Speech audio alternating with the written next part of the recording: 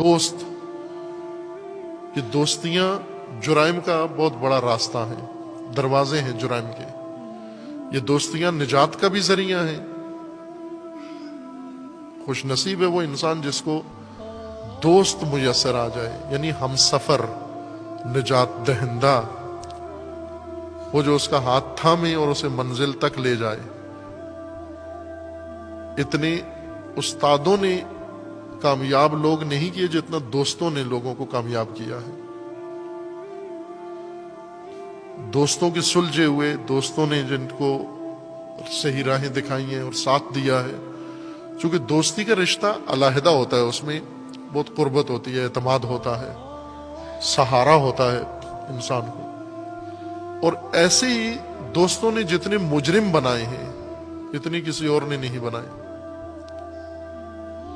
مجرم دوستوں نے معمولی لوگوں کو مجرم بنا دیا، تباہی تک پہنچا دیا،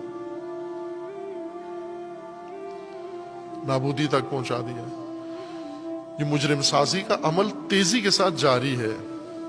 اس وقت موجودہ تہذیب میں، موجودہ ماحول میں ہر چیز جرم آفرین، جرم انگیز اور جرم خیز ہے۔ ہر چیز مجرم بنا رہی ہے۔ یہ مجرم بن کر کس پر جرم کرتے ہیں؟ یہ مجرم بن کر جانوروں پہ جرم نہیں کرتے، درختوں پہ جرم نہیں کرتے، پتھروں پہ جرم نہیں کرتے۔ مجرمین سارے جرائم انسانوں پر انجام دیتے ہیں۔ ہر مجرم کی زد میں ایک بڑی انسانیت آ جاتی ہے، درندے بن جاتے ہیں اور حیات انسانی کو خطرے میں ڈال دیتے ہیں۔ یہ جتنی آفات ہیں، خطرات ہیں، ان سب کا تحفظ، ان سب سے حیات انسانی کو تحفظ کی ضرورت ہے، حفاظت کی ضرورت ہے۔